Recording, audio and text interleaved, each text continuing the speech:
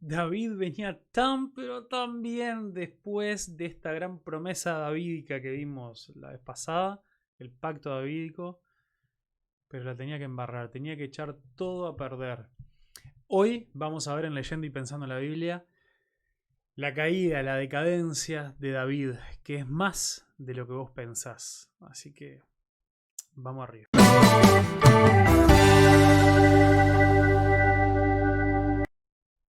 Y antes de comenzar, recordá por favor, dale like y suscribite, dale me gusta ahí, suscribite. Y si venís disfrutando de estos estudios, pensamientos, reflexiones, como le quieras llamar, encajale un like, suscribite, poné la campanita para enterarte cuando vienen los siguientes.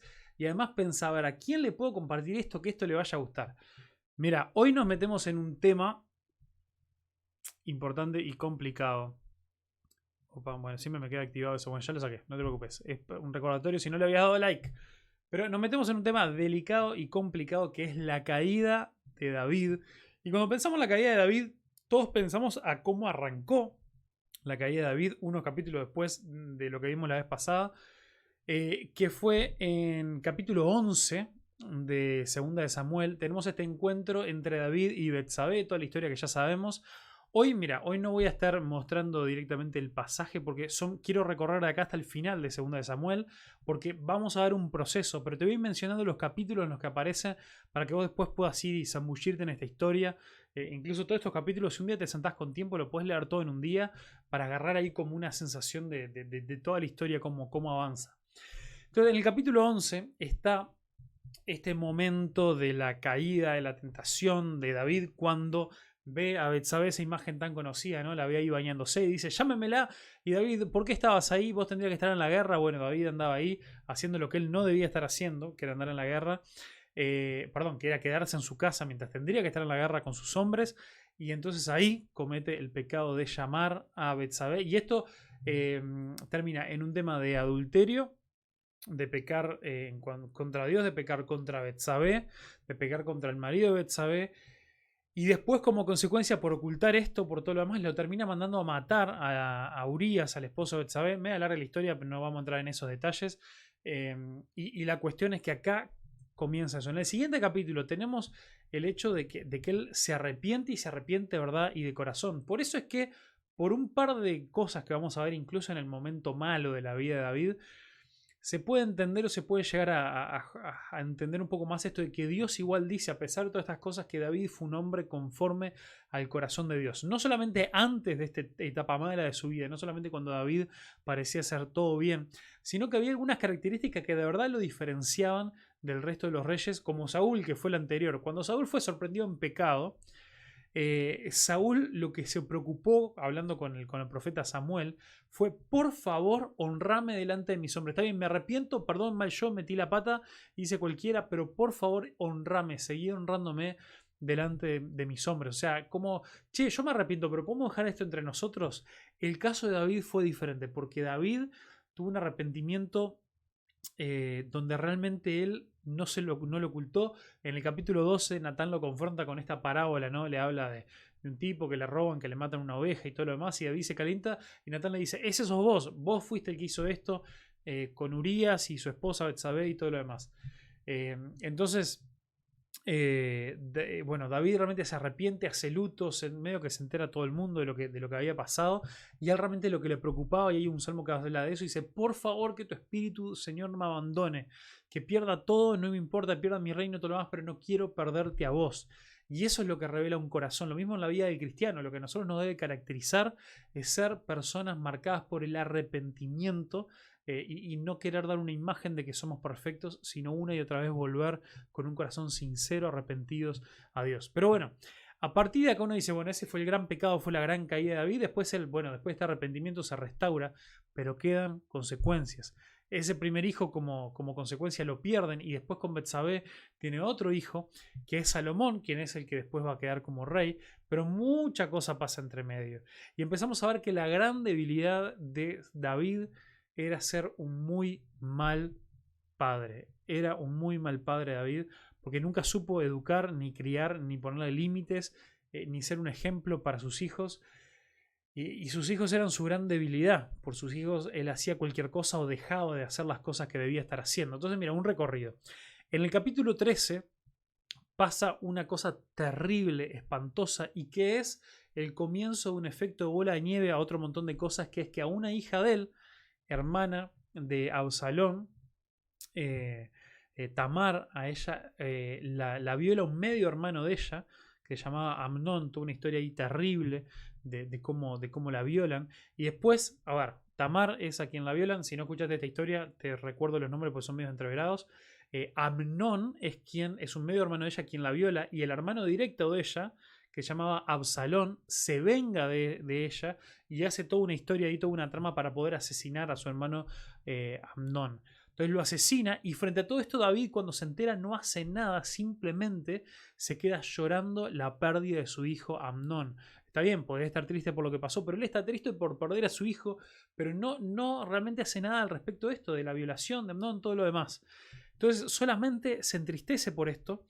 Absalón huye por miedo a que le vaya a pasar algo, pero David ni siquiera pensaba hacer algo al respecto de este asesinato, sino que simplemente se queda llorando la pérdida de su hijo, y después que este otro hijo se había ido lejos, se había ido. Entonces al final alguien lo termina, Joab termina llamando a Absalón y le dice: vení, regresá. Lo arreglan todo, pero tampoco llega a haber ninguna consecuencia para Absalón, quien había tomado venganza por mano propia. O sea que David aparece como un padre tremendamente pasivo en todo esto. No hace nada al respecto de la violación, no hace nada al respecto con Amnón, quien la violó, no hace nada al respecto con Absalón, quien tomó venganza por mano propia, nada. Y simplemente cuando pasa un tiempo, Absalón vuelve y todo queda así. ¿En qué es lo que deriva esto en el capítulo 15? Absalón se revela.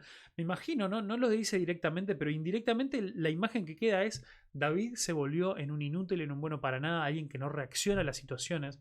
Y Absalón, un tipo mucho más colérico: yo voy a tomar control de la situación. Entonces él se revela y se nombra a sí mismo rey de Israel, y comienza una guerra civil donde se divide un poco el pueblo. Algunos siguen a Absalón y otros quedan con David. Y esto lleva un buen tiempo de que David vuelve a ser un fugitivo siendo rey, vuelve a la época en la que él era como fugitivo, cuando era un fugitivo de Saúl, que lo quería matar. Ahora también es fugitivo siendo rey. Su hijo se rebela y lo echa, y pasa ahí un tiempo en esta situación. En el capítulo 18 muere Absalón, que también todo un lío, porque David era: por favor, no le hagan nada a mi hijo, a pesar de que él me quiere matar a mí y a pesar de que él todo lo demás. Y cuando termina muriendo, David solamente puede lamentarse y llorar por los rincones por la muerte de su hijo, que no necesariamente es que esté mal, pero ¿cuál es el problema? Esto desmoraliza a las tropas y al ejército que se mantuvo fiel a David. Lo desmoraliza porque ellos ganaron una victoria contra todo un ejército que se había rebelado en contra de David. Ellos ganan, y David lo único que puede hacer es seguir llorando. Entonces ahí viene Joab, que era el general de su ejército, y le dice: David, ¿no te das cuenta que el resto del pueblo que estaba contigo ahora te van a abandonar porque ven que ellos te fueron fieles a vos, y vos no lo estás honrando, vos no estás agradecido por lo que ellos hicieron, sino que solamente podés llorar la muerte de que, aunque es tu hijo, pero fue el que te traicionó, el que se rebeló en contra tuya? Solamente te preocupa esto, tus hijos, y nunca les pusiste límites, nunca nada, y ahora estás desmoralizando tu ejército. Entonces ahí finalmente David como que reacciona un poco, va, honra a su ejército, les da un poco de bolilla y todo, y ahí todo el mundo queda contento. La gente que había traicionado a David, los pueblos, vuelven con él, se vuelve a unificar el reino, medio que gracias solamente a Joab, que era su general. Esta es solamente una de varias veces en la que Joab le salva la reputación y el rostro a David. Así que bueno, es una situación bastante delicada. Pero después, en el capítulo 24, es el final del libro de Segunda de Samuel. Y en este final, David tiene otro momento un poco redentor, llamémosle, o en el cual él se redime un poco por todos estos errores y lo patético que parece David en esta segunda parte de Segunda de Samuel. ¿Qué es lo que hace? Dios se enoja contra Israel, no nos dice específicamente la razón, pero a través de su enojo él los va a castigar. ¿Y cómo hace esto? Primero impulsa a David a hacer un censo, que era algo que no estaba bien visto ante los ojos de Dios. Hay otras razones que no nos dan el tiempo ahora de verlo, pero bueno, es muy distinta las razones por las que se hacían el censo en esa época que por las que se hacen los censos hoy en día. Básicamente tenía que ver con, bueno, uno exaltarse y engrandecerse y confiarse en el poder que el pueblo tenía, en vez de confiar en Dios y simplemente decir: bueno, cuando necesitemos soldados ahí van a estar.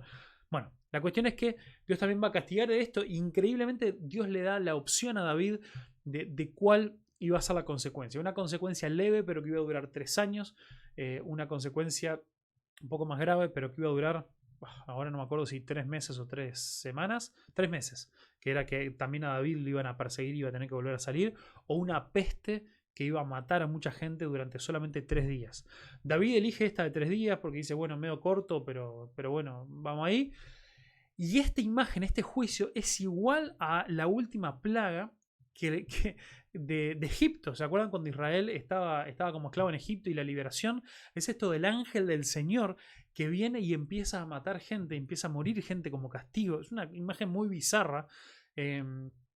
Y la gente empieza a morir y a morir y a morir. Y nos dice que David ve a este ángel del Señor y cómo va avanzando y destruyendo. Y ahí como que tiene un cambio de parecer y dice, no es justo. Dice, yo debería morir, o yo debería sufrir este castigo, yo y mi familia. Así que por favor, Dios, detenete y agárratelas conmigo.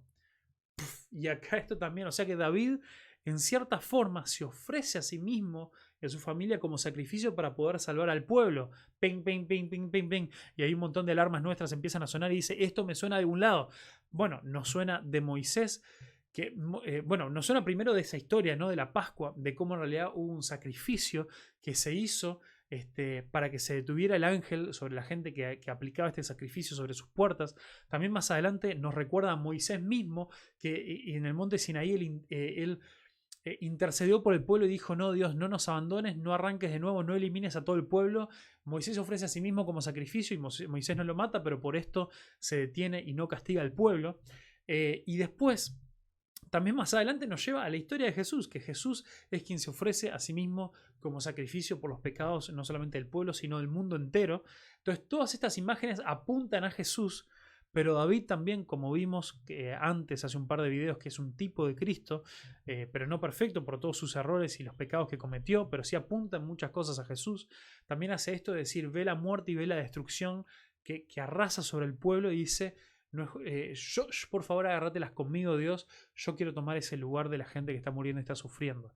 Y al igual también como pasó incluso con Abraham cuando iba a sacrificar a su hijo Isaac, que Dios lo detiene y provee un sacrificio, ahí David no termina teniendo que sufrirlo él, sino que lo que hace es ir a él ofrecer un sacrificio de un animal o de animales delante de Dios. Y se encuentra esta historia bastante rara, pero que nos da una frase muy conocida de David, que es cuando va a comprar un terreno, porque lo iba a hacer en un lugar específico, y dice, yo te voy a, porque no había templo todavía, voy a comprarte este lugar y voy a ofrecer sacrificios acá, así que decime cuánto cuesta. Y la persona dice, no, vos sos mi rey, ¿cómo te voy a cobrar? Este lugar es tuyo, vos usás mis animales si querés para el sacrificio. Y David dice esa frase célebre que dice, no voy a ofrecer sacrificios al Señor que no me cuesten nada, voy a pagar su justo juicio, su justo precio. Y de la misma manera nosotros podemos decir, yo no quiero ofrecerle cosas a Dios que no me cuesten nada, sino que quiero darle cosas de verdad que sean sacrificios, que sean cosas que realmente me cuestan, y eso lo podemos aplicar para un montón de cosas. Pero bueno, esto fue medio largo de nuevo, pero es importante, quería darte un recorrido de lo que fue esta caída de errores, principalmente arrancando por la tentación y el pecado con con Betsabé y el asesinato de su esposo Urías, pero además con todas las deficiencias parentales de David, pero cómo tuvo este par de escenas que lo redimieron un poco en cuanto a mostrarnos que a pesar de todos estos errores y estas falencias, había algo en su corazón que lo llevaba a terminar querer hacer lo correcto delante de Dios y delante del pueblo. Así que es una cuestión ahí muy interesante. Después de todo esto, escúchame, si seguís acá...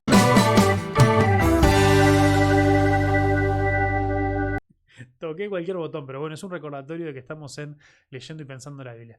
Pero si seguís acá y todavía no te suscribiste y le diste me gusta, no entiendo nada. Por algo llegaste hasta el final del video, suscríbete, metele en la campanita para saber cuándo se suben nuevos videos y todo lo demás. Así que vamos arriba. Compartí este video en tus redes o con alguna persona en específico. Comentá abajo qué te parece. ¿Algo esto te llevó a pensar en algo en particular? Vamos arriba, te lo agradezco y seguimos en la próxima con leyendo y pensando la Biblia. Nos vemos. Chau, chau.